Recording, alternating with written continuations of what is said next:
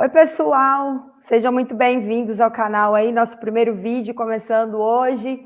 Meu nome é Vivian, para quem ainda não me conhece, esse é o Ângelo. Ângelo, conta aí um pouquinho de você. Ô, Vivian, primeiramente é um prazer estar aqui ao seu lado, a gente poder falar um pouco mais sobre Palmeiras, fazer esse trabalho diferente que a mídia palmeirense costuma fazer, né, já há tantos anos. E realmente é um prazer, a gente já se conhece há um bom tempo, né, de outras caminhadas, e agora a gente juntos aí para poder falar um pouco a respeito de Palmeiras. Eu sou jornalista, trabalho na área há quase 20 anos, e palmeirense desde praticamente dos 10 anos acompanhando, sofrendo bastante. Estamos aí, vamos falar um pouco a respeito de Palmeiras hoje. Eu sou a mais nova estudante de jornalismo desse mundo. Parabéns. Depois de mais de 10 anos aí, estamos voltando para a faculdade. Bom, Ângelo, vamos falar então sobre nossa semana, que começou campeoníssima, né? Super campeões. Aí, no final de semana, a gente teve a oportunidade de ver um grande jogo, que, na minha opinião, foi um dos maiores jogos, se não o maior, entre Palmeiras e Flamengo, até mesmo se a gente comparar com o jogo da Libertadores. Para mim, esse jogo assim ganhou disparadamente, foi o melhor jogo para mim até agora. E o que você achou do jogo? O que Olha, você esperava do Palmeiras? olha, eu como todo bom palmeirense estava bem desconfiado, né? Até porque, ao mesmo tempo que eu ficava desconfiado, porque o time não engrenava no Paulista, eu olhava e falava, talvez o Abel esteja trabalhando, pensando na Supercopa, e por isso que o time não está se empenhando tanto no campeonato estadual. E quando começou o jogo, eu comecei a reparar que o Palmeiras começou a tomar conta do meio de campo, começou ganhando as segundas bolas, que o Flamengo não conseguia ter espaço para poder desenvolver seu jogo. E a gente tem que reconhecer, né? Os caras têm um time bastante bem habilidoso, né? E na hora que eu comecei a ver que o Palmeiras estava tomando conta dessas ações, eu fui me tranquilizando e tinha certeza que o jogo não ia ser tão fácil como muitas pessoas estavam vendendo por aí, né? Eu não esperava que o Palmeiras fosse jogar da maneira como jogou. Eu achei que o Palmeiras jogaria por uma bola. A única certeza que eu tinha era de que o nosso sistema defensivo funciona muito bem, né? Não é nem que funcionaria muito bem naquele momento e sempre funciona bem o nosso sistema defensivo. Então eu achei sim que eles teriam um pouco mais de dificuldade para chegar, né, no nosso gol. Mas eu não esperava o Palmeiras atuando da maneira como atuou. Eu esperava que fosse jogar por uma bola, não imaginei que fosse ter a criação que teve, que eu acho que é o que a gente mais pede em todos os jogos. As nossas maiores críticas nos jogos do Palmeiras simplesmente é a falta de trabalhar a bola no meio de campo, a maneira como falta qualidade para chegar a bola lá na frente, para o Endrick, para o Dudu, enfim, para quem quer que esteja lá na frente. E nesse jogo a gente conseguiu ver isso. Eu acho que o Palmeiras conseguiu mostrar isso, preencher os espaços ali no meio de campo que eles não conseguiam fazer muita coisa ali, principalmente no primeiro tempo, que na minha opinião o Palmeiras dominou o primeiro tempo da Supercopa. E de repente no segundo tempo eles cresceram diante de erros de marcação do Palmeiras. Eles conseguiram fugir ali da marcação, conseguiram criar e chegar com mais facilidade. Mas aí também eu acho que muito por conta do Palmeiras ter recuado muito, né? Você pode ver que o meio de campo ficou vazio, o Palmeiras recuou demais e chamou o jogo para trás. Isso fez com que eles conseguissem chegar mais fácil no nosso gol. Só que depois, né, deu aquele estalo do Abel, foi o dedinho na cabeça e, meu, a gente foi para cima sem dó. Com certeza não tem como não falar da qualidade individual de cada jogador do Flamengo. Em algumas posições eu até invejo algumas peças, gostaria que algumas peças viessem para o Palmeiras. Sempre falo, tipo, se eu pudesse escolher um cara de lá para vir para o Palmeiras, seria o Arrascaeta, que é o cara deles que eu acho que eu mais admiro, é o Arrascaeta.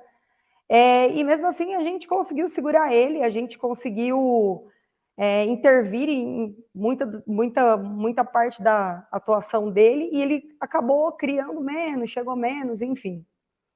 E de repente a gente vê um golaço de Gabriel Menino, um outro golaço de Pedro, sem saber aonde aquilo ia parar, porque eu não imaginava também que seria um jogo com tantos gols. Nunca imaginei isso na minha vida. Era jogo que todo mundo imaginava 1-0 ali, né? Para quem fosse, Exatamente. é isso mesmo. Eles vão conseguir, a gente vai conseguir de repente jogar por uma bola e eles vão querer vir para cima para mudar isso de alguma forma. E não foi isso que aconteceu.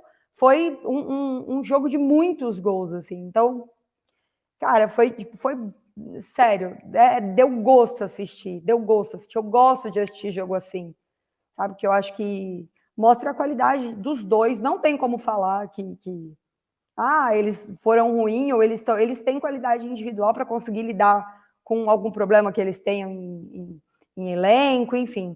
Só que mais uma vez a gente se supera na qualidade do elenco, na qualidade da comissão técnica, na maneira como o Abel consegue gerir todo mundo e fazer com que eles acreditem em tudo que eles de fato podem fazer, apesar de repente, em um jogador ou outro, em uma peça ou outra, faltar técnica.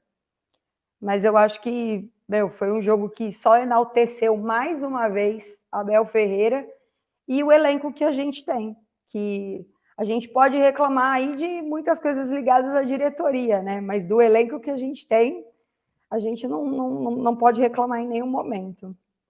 Eu achei que é o seguinte, o Abel ali prestou atenção numa situação que muita gente já vinha falando desde o ano passado, dos espaços que o Flamengo costuma deixar no meio de campo. Então, a primeira coisa que eu achei bem interessante, você não sabia quem que era o primeiro e o segundo volante do Palmeiras, porque tinha momentos que o Zé Rafael segurava um pouco mais, ia o menino para frente, tinha momentos que o menino ia para a cabeça da área, o Zé Rafael tinha um pouco mais de liberdade. Eu acho que isso foi abrindo mais espaço ainda nesse meio de campo do Flamengo e fez com que o Palmeiras conseguisse chegar com mais tranquilidade ali na cabeça da área. O Palmeiras tem um sério problema de criação e não é de hoje. Podem falar que na época do Scarpa era diferente, tudo, mas você vê que o Palmeiras, desde 2015, é um cemitério de atacantes, né? Tantos atacantes que passaram pelo Palmeiras, ninguém dava certo, tirando ali o Gabriel Jesus, que veio da base, você vê que Barrios não deu certo, Borja não deu certo. Então o Palmeiras tem sérios problemas de criar, principalmente para o atacante, que a bola tem que chegar no pé, e tem que ficar ali pifado, né? E eu acho que o Abel conseguiu suprir isso no jogo, estendendo um pouco mais o campo, dando liberdade para o Dudu poder ir para cima ali do lateral do Flamengo, e com esses espaços no meio de campo, conseguir chegar a um ponto que pudesse finalizar para o gol, né? Então, assim, eu admiro muito o scout do Abel, principalmente desse pessoal que faz a análise do adversário, que você vê, e muita gente acaba não gostando muito de falar em pragmatismo, mas eu vejo que o Abel é um técnico muito pragmático, e ele consegue acertar o seu time para aquele jogo em cima das falhas e das qualidades do adversário. E desse jeito, como que ele vai conseguindo ganhar títulos, trazer o Palmeiras onde está hoje, né?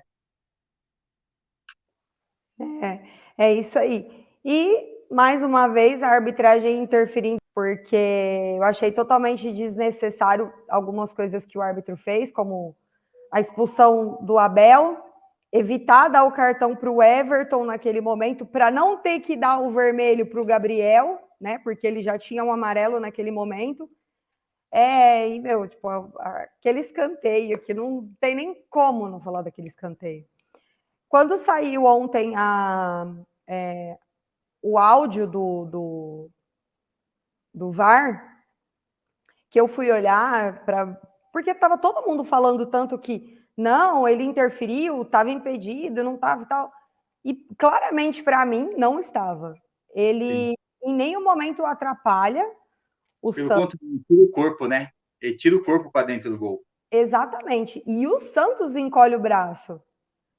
E em nenhum momento ele ficou na frente do Santos, ele empurrou o Santos, nada disso. Ele ainda saiu ali do lance. Então, eu acho que isso acaba se tornando meio que indiscutível, assim. É só interpretar o que está ali nas imagens para a gente conseguir falar com propriedade daquilo que está acontecendo. Porque não dá para ficar falando, foi roubado, foi roubado. Porque, sinceramente, não foi. Quando aconteceu a falta do Zé Rafael... Isso. Esse daí é o principal lance que tem que ser analisado, porque Ele chega tocando por trás no Zé Rafael. Hoje, inclusive, alguns grupos aí do WhatsApp você via os prints, né, da imagem, e depois ele empurra o Zé Rafael, né? Então, acho que o principal lance que deveria ter sido analisado e contestado foi o do pênalti. E nenhum dos outros eu vi motivo para tanto estardalhaço como aconteceram em alguns programas esportivos por aí, né? Então, no lance do Zé Rafael, eu acho que até cabia interpretação, né? Eu, particularmente, acho que foi uma disputa lado a lado ali, ombro a ombro, e que não foi falta do Zé Rafael. Depois ele derruba o cara lá dentro da área e ok, foi pênalti. Tipo, se fosse para o Palmeiras, eu ia pedir por pênalti. Então, eu acho que cabe interpretação. Ah, ele chegou de lado, ele não chegou, chegou com uma força desnecessária ou não, eu acho que aí até cabe interpretação. Mas eu, Vivian, teria dado pênalti, e se fosse para o Palmeiras, eu teria pedido pênalti. Eu, pelo menos, uso isso para avaliar o que eu acho que é pênalti ou não. Assim. Eu gostaria, eu pediria isso para o Palmeiras, eu diria que foi. E naquele lance, sim, então eu achei que foi pênalti. Agora, quando ele expulsa o Abel, ok. O Abel foi lá e chutou o microfone. Quem que não ficaria com raiva daquele escanteio que claramente foi um escanteio e não foi dado, né? E diante de tudo que estava acontecendo ali já, tipo, vários erros, faltas que não foram marcadas e tudo mais. E aí o Abel vai e deixa tudo fluir da maneira dele, né? Vai lá e chuta o microfone.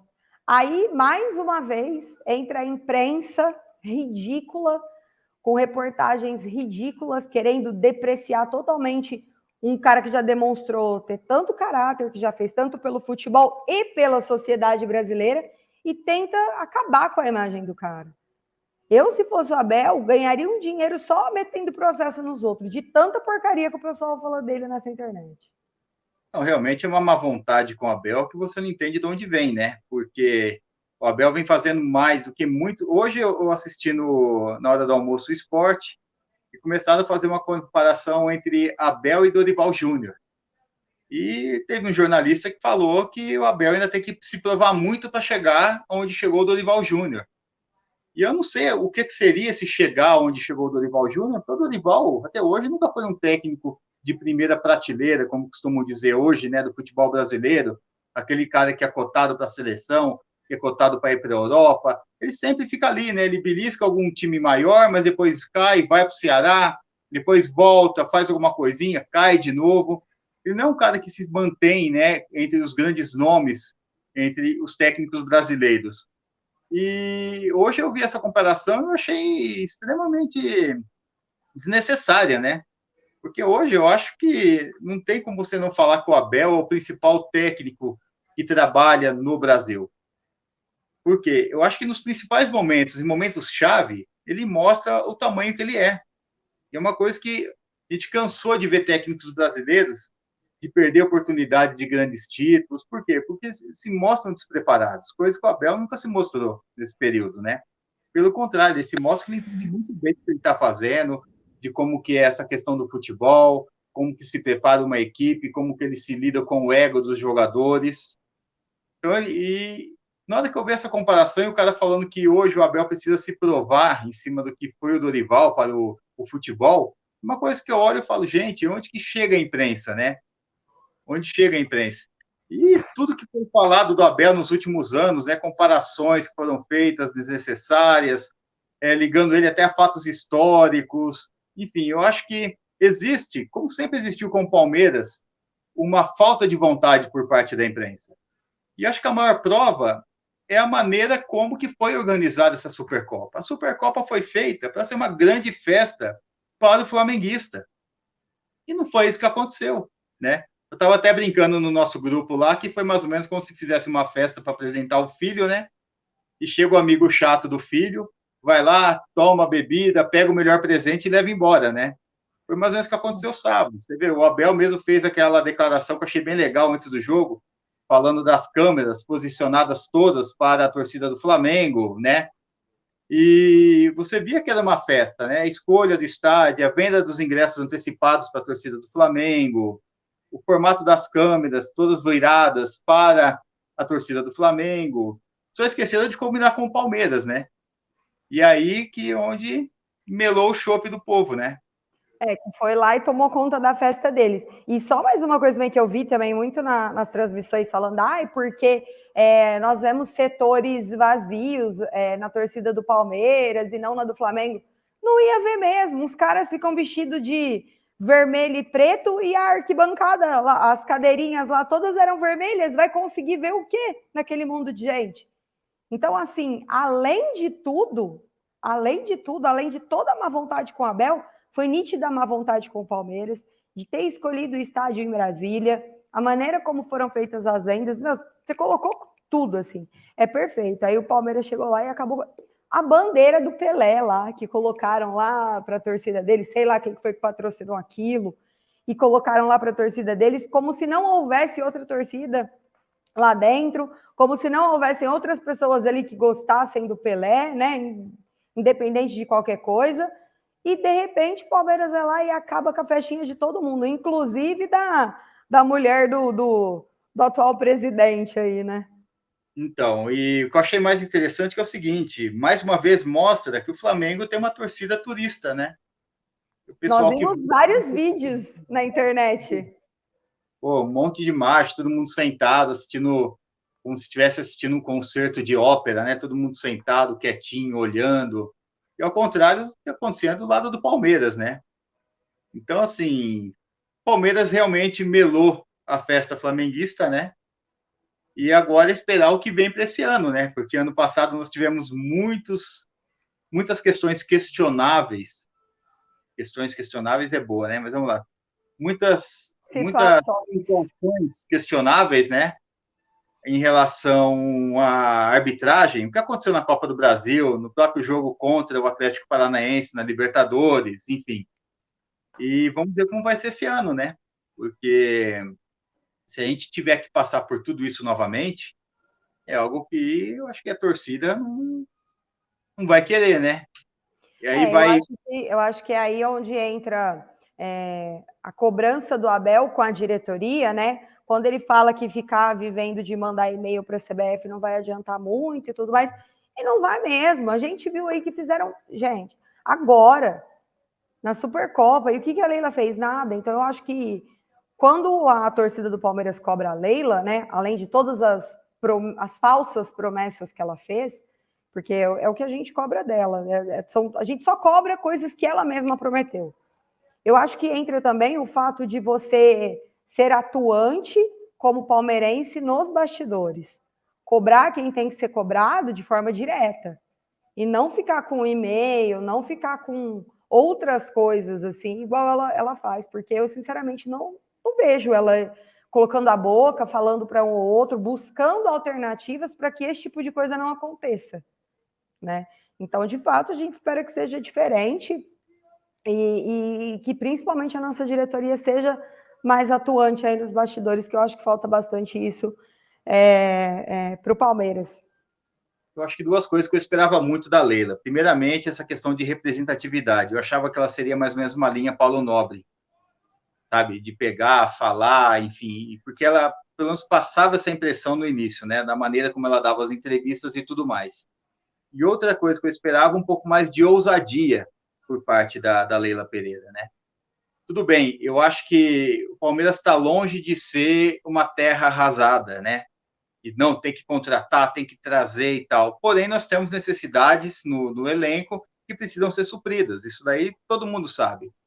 Eu acho que nesse momento que falta ousadia. Por exemplo, a ousadia que teve o Grêmio, quando trouxe o Soares agora.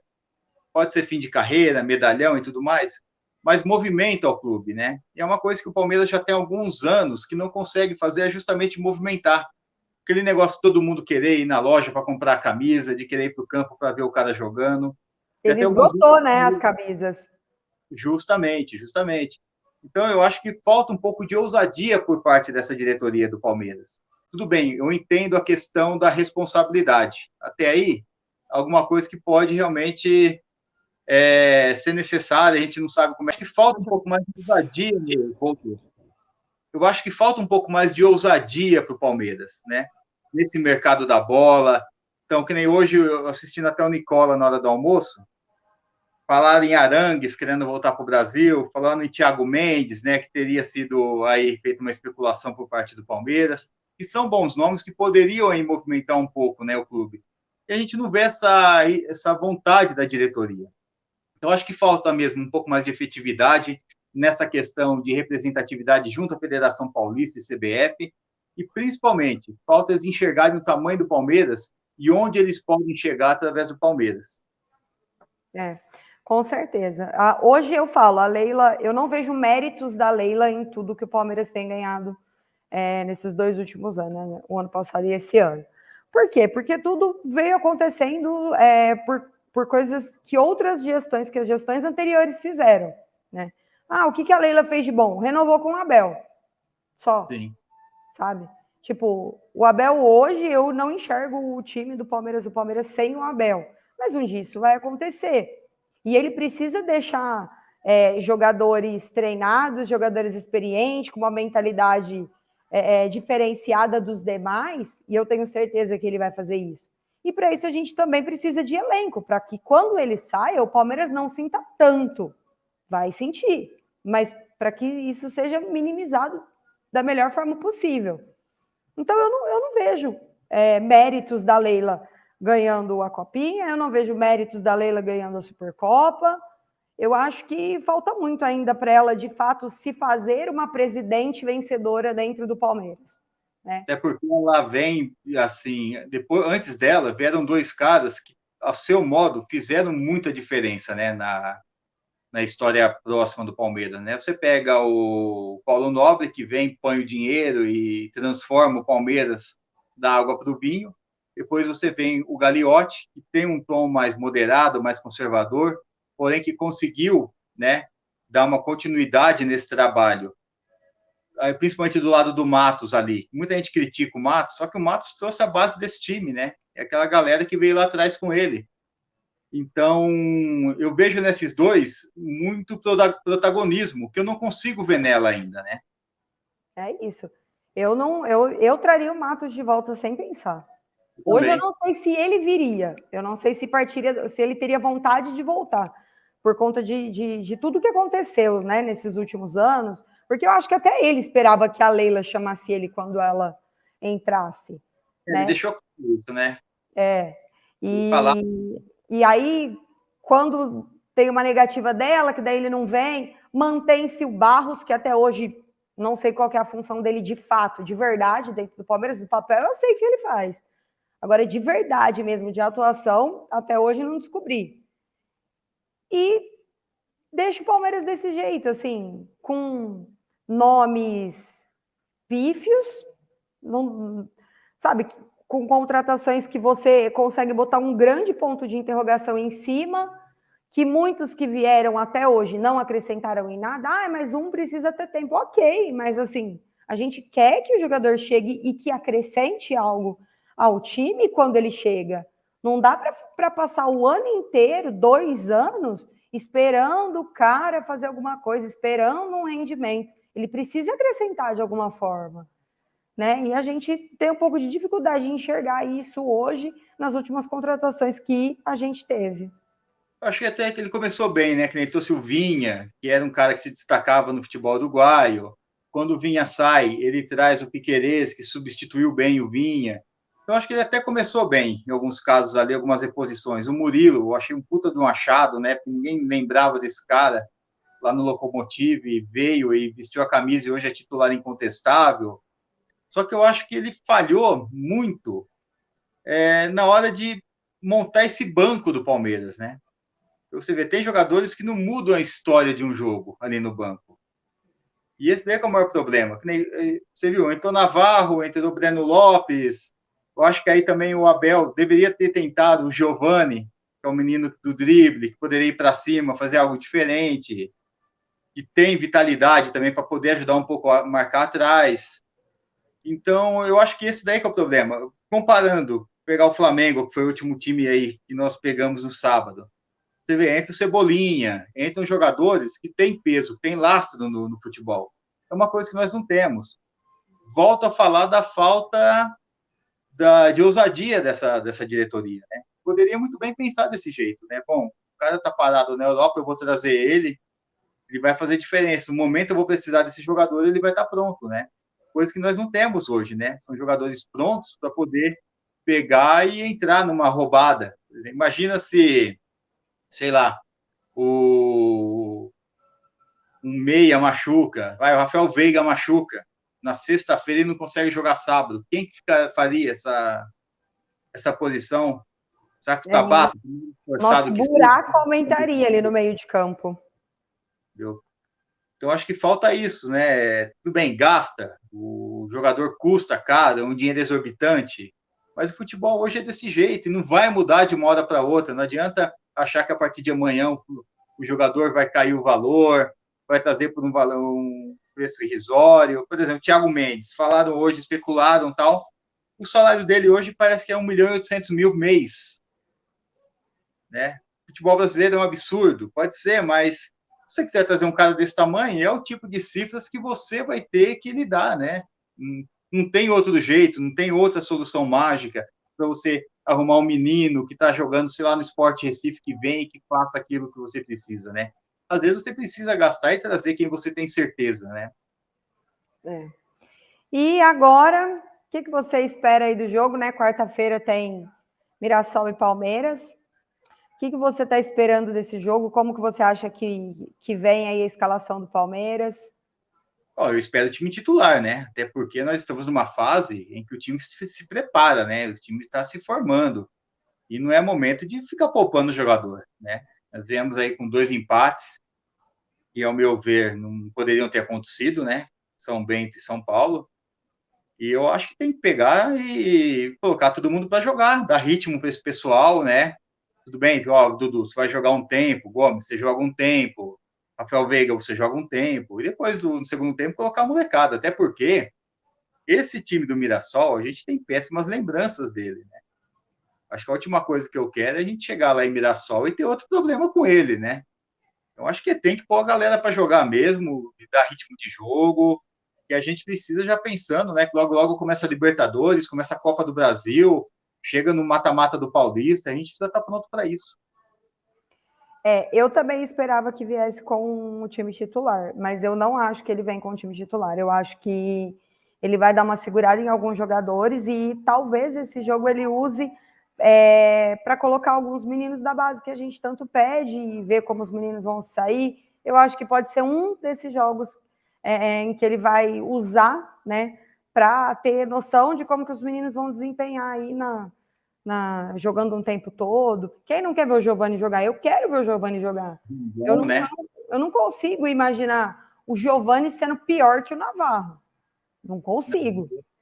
Aí tem o John, tem o Garcia, né, que já veio entrando também. Então eu acredito que talvez nesse jogo ele acabe usando também os meninos, nem que for um tempo só. Talvez entre aí com os titulares, mas eu não acho que, de repente, para o segundo tempo, volte com os titulares. Eu acho que ele vai usar esse jogo de alguma forma para dar rodagem também para os meninos. O problema é que ele vai tentar entrar com o Flaco Lopes, ele vai tentar entrar com o Navarro, né? Cara, o Giovani, eu vejo muito do Rivaldo naquele moleque lá, né? O Rivaldo no começo de carreira, eu vejo muito. E eu acho que deveria dar um pouco mais de rodagem para ele, né? Para ele, para o John, o próprio Fabinho, né? Que pode ser uma peça importante aí durante o ano, né? Oxalá que o menino volte a jogar bola, né? Como jogou no sábado. Mas o Fabinho pode ser uma peça importante nisso, né? Pelo menos enquanto a diretoria não se move, não se movimenta nesse mercado, eu acho que o Fabinho pode ser uma solução ali, né? Sim. E outra coisa, eu acho que a janela tá para fechar já, né? Já. E, talvez assim, que eu te falei, eu não vejo terra arrasada, né? Mas talvez o Palmeiras vai esperar a janela de meio de ano, não sei, né? Eu já disse várias vezes, é isso que eu acho que vai acontecer. Eu não acho que vem contratação para o Palmeiras nesse primeiro semestre. Eu acho que se vier, vai ser a partir do meio do ano. Aí eu não espero. Não... Ainda mais agora que ganhou. Agora que a Leila vai se preocupar menos ainda com contratação. Vai falar, segura aí esse primeiro semestre, tá? Você sabe que você pode. Eu acho que é isso que ela vai fazer. Bom, eu só espero que é o seguinte, que se trouxer, que traga quem vai fazer diferença, né? Que não venha mais uma aposta. Isso, se for para vir mais um para ficar no banco, Então, É pega e deixa preferível não ver. Eu concordo também. Então, é isso. Muito obrigada aí. Peço que vocês curtam, compartilhem aí nas redes sociais para que o nosso vídeo consiga alcançar mais palmeirenses aí. E muito obrigada. Espero vocês aqui com a gente novamente aí no próximo vídeo. Ângelo, suas considerações finais. Eu queria agradecer o convite mais uma vez, né? Achei bem legal o projeto. A gente vai tocar isso daí. Vamos começar daqui a um tempo a fazer pós-jogo, né? A gente tem bastante coisa que a gente está pensando em fazer. E agora depende da galera, né? Vamos curtir o canal aí, né? Vamos dar like, vamos acompanhar as publicações, porque a gente precisa de números, né? Para a gente poder fazer as lives, para a gente poder melhorar essa estrutura que a gente está começando aqui, né? Então, galera, vamos aproveitar, compartilhem, passem nos grupos aí, ajude a gente nesse momento. A gente está começando, né? Nesse canal aí. E quem sabe aí logo, logo o CVV, né? O Corneta Veste Verde, esteja aí com um público legal, acompanhando, participando com a gente desse momento. Se possível, com um representante em campo, né, lá dentro de campo, fazendo o trabalho de lá também, que quem sabe a gente consiga aí uma credencialzinha, né? Com certeza ajudaria em muito, né? Muito. Então, muito obrigada, Ângelo, muito obrigada, pessoal. Até o próximo vídeo. Até mais.